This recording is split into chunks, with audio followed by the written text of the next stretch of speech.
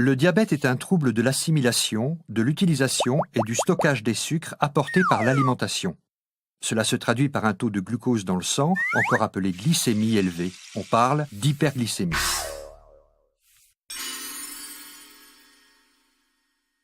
Les aliments sont composés de lipides, protides et glucides. Ce sont eux qui fournissent l'essentiel de l'énergie dont a besoin le corps pour fonctionner, qui passent dans l'intestin, puis rejoignent la circulation sanguine. Quand on mange, le taux de sucre dans le sang augmente. Les glucides sont alors transformés essentiellement en glucose. Le pancréas détecte l'augmentation de la glycémie. Les cellules bêta de celui-ci, regroupées en amas, appelées îlots de Langerhans, sécrètent de l'insuline. Celle-ci permet au glucose de pénétrer dans les cellules des muscles, des tissus adipeux, ainsi que dans le foie, où il va pouvoir être transformé et stocké. Ainsi, la glycémie peut augmenter légèrement, puis revenir à un taux normal, et le glucose être converti en réserve et en énergie. Chez les personnes atteintes de diabète, ce système ne fonctionne pas. Par un dosage de la glycémie pratiquée en laboratoire. Un diabète est avéré lorsque la glycémie à jeun est égale ou supérieure à 1,26 g par litre à 2 reprises ou à n'importe quel moment de la journée égale ou supérieure à 2 g par litre. Oui, on distingue principalement deux types de diabète. Le diabète de type 1, qui touche 10% des diabétiques, le diabète de type 2, qui en touche 85%, les autres types de diabète concernent les 5% restants.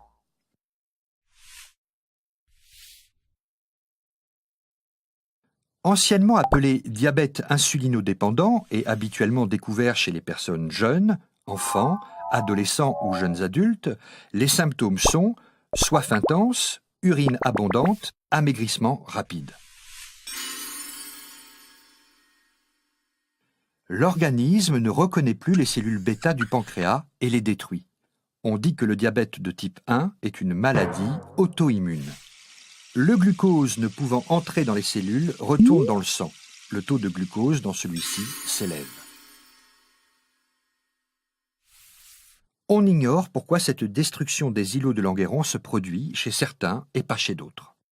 Il existe une prédisposition génétique, mais les autres causes sont mal connues. L'environnement pourrait avoir également un rôle.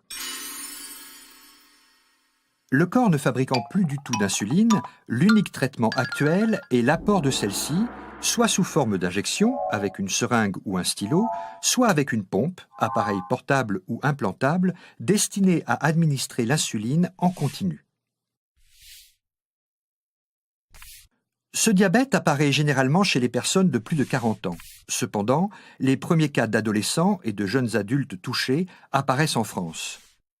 Le surpoids, l'obésité et le manque d'activité physique en sont la cause chez les personnes génétiquement prédisposées. Sournois et indolore, le développement du diabète de type 2 peut passer longtemps inaperçu.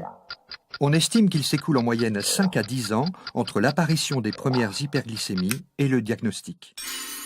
Dans ce diabète, autrefois appelé non insulinodépendant, le processus est différent de celui du type 1. Deux anomalies sont responsables de l'hyperglycémie. Soit le pancréas fabrique toujours de l'insuline, mais pas assez par rapport à la glycémie, c'est l'insulinopénie, soit l'insuline agit mal et on parle d'insulinorésistance. Elle ne peut plus réguler la glycémie et cette résistance épuise progressivement le pancréas qui finit par ne plus assurer une production suffisante. Il n'existe pas une cause précise, mais un ensemble de facteurs favorisants.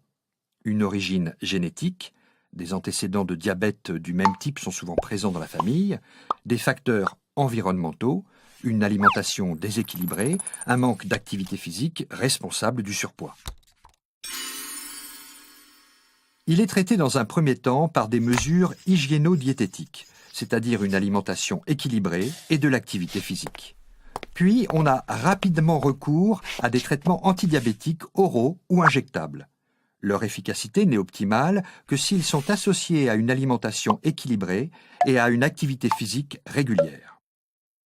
Le diabète de type 2 est une maladie évolutive, Après l'augmentation progressive des antidiabétiques, des injections d'insuline seront proposées aux patients lorsque la carence en insuline sera trop importante. Le but du traitement dans les deux diabètes est de normaliser la glycémie. Les hyperglycémies répétées et prolongées entraînent à long terme une altération des nerfs et des vaisseaux sanguins présents dans tout le corps. Ce sont les complications du diabète, qui peuvent se traduire par une cécité, des atteintes des pieds pouvant conduire à des amputations, des infarctus et des accidents vasculaires cérébraux, des troubles de l'érection ou une insuffisance rénale. Malgré la recherche médicale qui avance tous les jours, le diabète reste une maladie qui se soigne très bien, mais qui ne guérit pas. Il faut donc toute sa vie se surveiller, garder de bonnes habitudes alimentaires et une activité physique, prendre régulièrement ses médicaments. Un diabétique peut donc être un malade en bonne santé. Oui à la qualité de vie.